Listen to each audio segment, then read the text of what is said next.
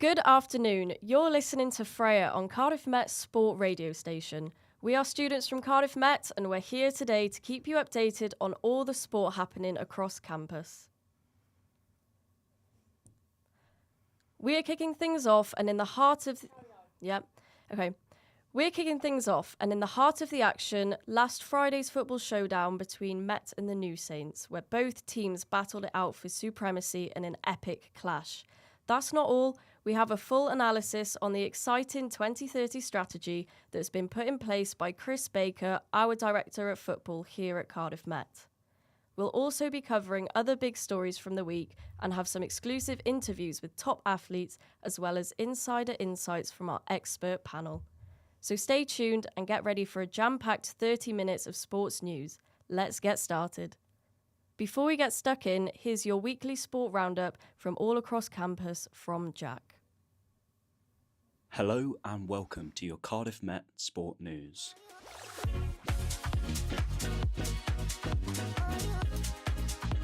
Following Cardiff Met FC's dramatic victory over Welsh champions the New Saints last week, they have announced the return of their fan park ahead of their fixture this Friday against Briton Ferry.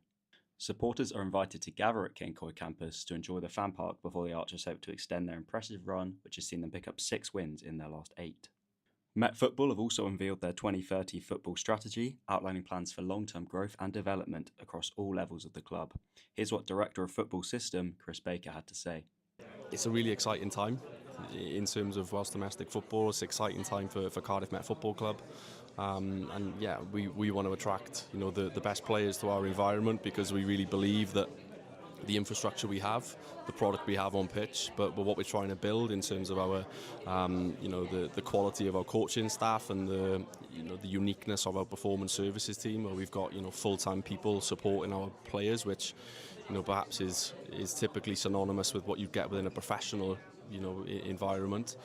In rugby news, former archer Barnaby Waddle earned his first international cap for Canada against Romania last week. The 6'4" second row, who plays his club rugby for Bridgend, scored a late try as Canada fell to a 31-21 defeat in Bucharest.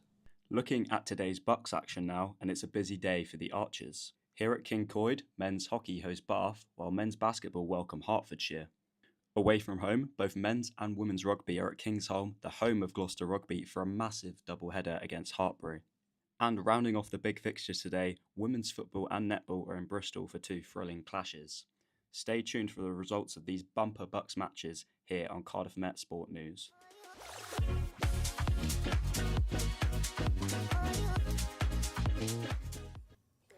What a week football has had. The highly anticipated match between Met and TNS ended in a nail-biting win. Adam Rosgrove finished the match with a goal, sending Met to a 3-2 victory, ending the league leaders' winning streak. Spencer Diamond Hall, part of the Bucks' first team, gives us his thoughts.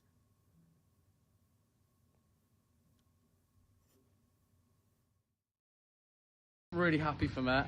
TNS are a really good team, and to go away there and get 3 points must put really good morale in the change room. It must be a really good atmosphere, and will give them a really good chance to go on and improve or continue with their good form. They beat the league leaders, so I think they'll probably think they can beat anyone at this point. Great to hear from Spencer. Now let's talk about the girls. Not so great news for the girls, unfortunately, as they lost to Swansea City in the Adran League. Liv Barnes states, "It was a tough one to take. We can learn from our mistakes and improve throughout the season. Liv knows they've played well before and can get back up to that level again." Now we have a very special guest here joined with us today, Eve Pearson, who is a football coach at Cardiff Met and Tottenham Hotspur.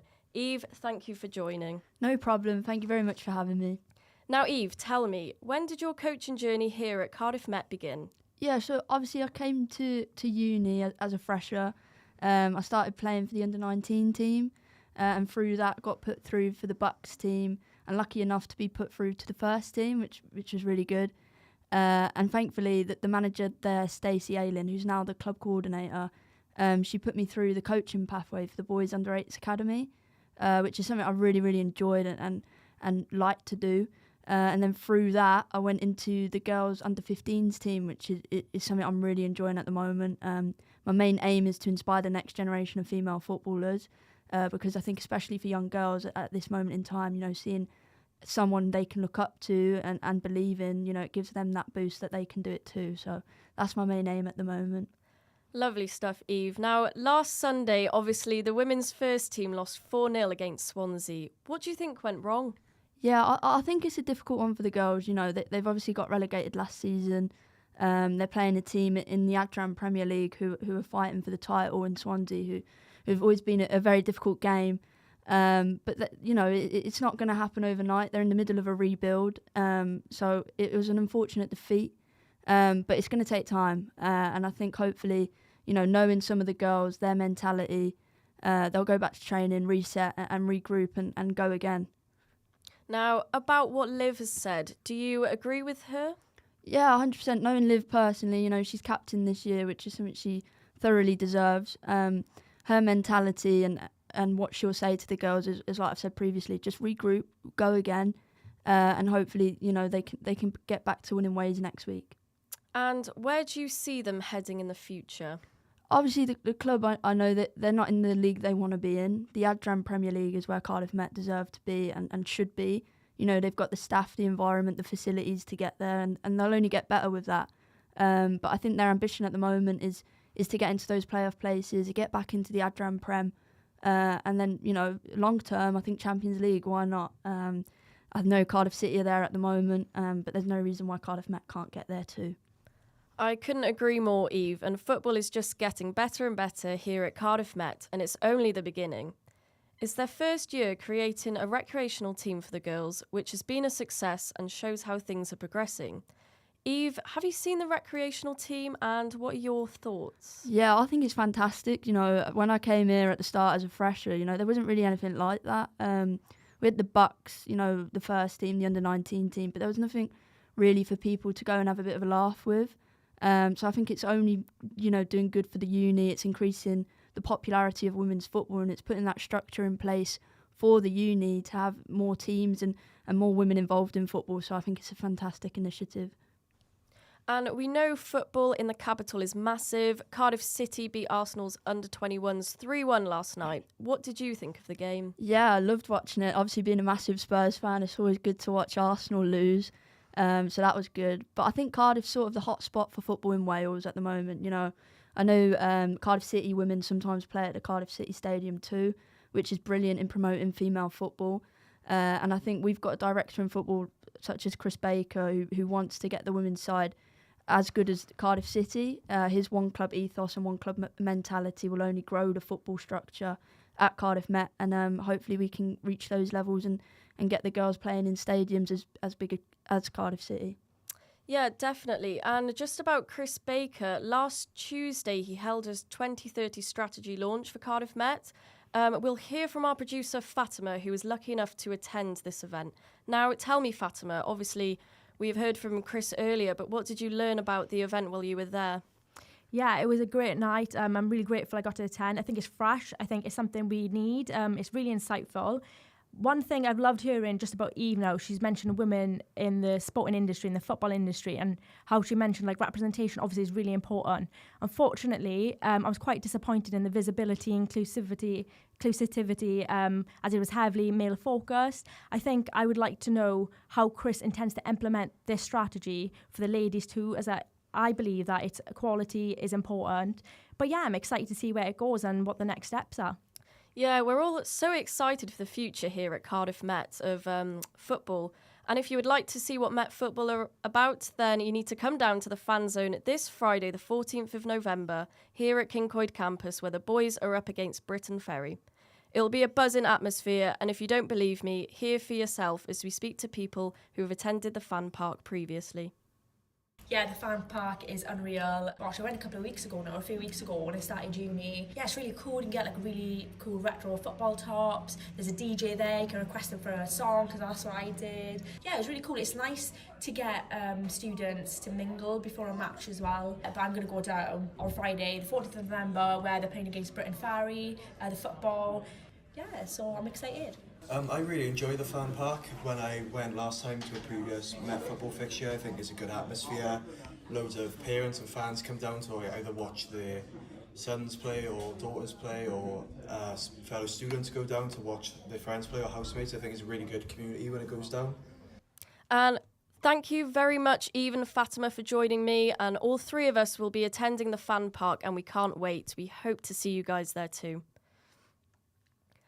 Now, I know it's early, but it can never be too early when it comes to Clash. Let's have a quick look at what's to come. The smoke comes from the Dragon's mouth. It's round 2 of Bucks Super Rugby, a massive derby in the Welsh capital. The lights are on. Finn Charles hasn't given up, he's kept going. Met have dropped off and Finn Charles has opened the scoring in the Cardiff Clash. Well, that is 2 tries in 2 minutes. An absolute chaos at the try line. Another drive up the short side. But it didn't take long for Cardiff to strike again. Just short. Scott begging for it. Scott gets it. And Met are on the board. Buy a ticket to the raffle and you just might win a prize. And now it's time for Toby Finch on the short ball. Chris Pan's clinical finish. And now Met lead by 10. At the short side we go. Jack Walsh galloping into space. He wants to chase his own kick again. There's a melee of legs, but it's going to bounce up and be brilliant for Gus Patterson. Cardiff Met raised the bat for 50 points. They trailed 28-14. And a statement is made. And all done whilst down to 14 players. The Clash is back this December. Get ready. The rivalry between these two teams runs deep, with a history of hard-fought battles and unforgettable moments. December is not far away, so make sure you're getting your tickets soon to attend this exciting event. And be quick, as I know they sell out fast. Now, a massive congratulations to Barnaby Waddle, an ex-Met student who not only graduated in sports science, but also has a master's in sports psychology and made his debut for rugby in Canada against Romania. Barnaby is a prime example of what Cardiff Met students are about. Not only has he played in the Bucks team for Met, but he's also had a successful career in recruitment. This shows what you can do through studying on the dual sport career programme at Cardiff Met. Now let's turn our attention to what our current Archers are up to. Both our men and women Bucks teams have a thrilling away day today versus Hartpury. Now the question is, will they conquer on enemy territory? Ollie Wiseman, who plays for the first team, will be on his way with the boys to Hartpury later, but unfortunately he can't play due to injury. We did manage to catch up with him though earlier, and let's see his thoughts. Yeah, Hartpury is always a massive game. There's a big rivalry there, especially from last year in the semi-final. So playing Hartpury home away is always a huge occasion, and I know the boys will be right up for it. Hartpury teams, they've had a bit of a tough start with a couple of losses, but you can never doubt them. They've always got a good pool of players and a good team going about, so it's always a tough game playing them. And to be fair, I've been injured now for a bit of a while, and I'm not sure how long till I'm back, but just looking forward to the future and just trying to do day by day just till I get back playing. Now you can see just how Ollie feels. Met supporters have travelled down to give the support and atmosphere that they deserve. It'll be an electric game, so be sure to keep an eye on all the socials where you can easily find updates and all the teams on Cardiff Met Sport and Cardiff Met Sport TV.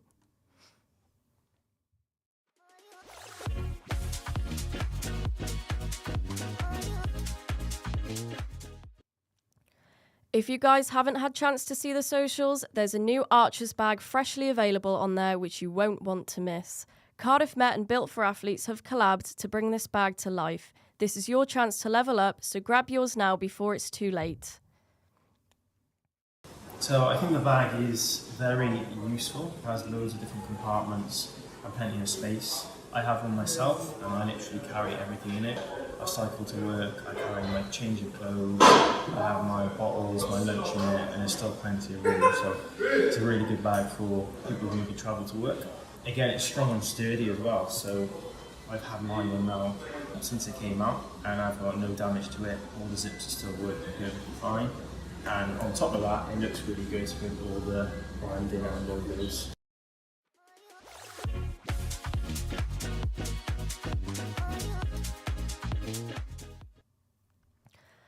Now, all eyes ready for a heated battle as the netball first team hit the road to take on Bristol at 6 p.m. tonight at the Indoor Sports Centre. The netball coach gives us insight into the netball team and how their training is going. Obviously, you can't win games unless you score goals, so our goal shooters are really important. Catherine, who started a goal shooter, went out to goal attack. Last week she shot 100%. This week she only missed 2 goals, so we do heavily rely on our shooting unit, and I would say all 4 of them are really impactful. We are averaging our highest ever shooting percentage as a team this season so far, so we always know they'll get on and get the job done. We've just got to make sure we're really clinical in the balls we give them too. I would say everyone did their job really well today. It's always easy to pick out a good shooter, but everyone who's mixed in the middle did just as well, I would say. To be honest, I don't think there's any game in the Premier Division that's ever easy. We can never really sit on our laurels and think we're going to win. Netball is full of peaks and troughs. We just can't afford to trough so much and then peak so little at times. But they are definitely improving. They're definitely kicking on. I can see things that we're working on in training, and we're just going to get better, and I'm confident we'll do so. Now, it's harder when the game starts later as there's so much tension leading up to the game, but it's nice to see the coach there to take the lead. Now, changing the topic from the court to something that's much more important than any game, men's mental health. As you all know, it's Movember this month, and while it's good to celebrate the physical achievements of athletes, I think it's crucial to acknowledge the mental challenges they may face. Together, let's break the stigma and show that silence doesn't always mean strength, and as a man, it's okay to talk about your feelings. One student athlete in particular, Billy Webb, has taken it upon himself to walk from Kincoid campus all the way to Kingsholm Stadium for the Hartpury game today. This 20-hour journey has so far raised £200. Great effort, Billy. And also, the men's cricket team came away with a win in a game of touch rugby against Met's rugby team last Sunday. This is all in aid of Movember, and other teams across campus are also playing in matches to support this amazing cause. So make sure you keep your eye in the coming weeks on the socials to see what's going on and how you can support.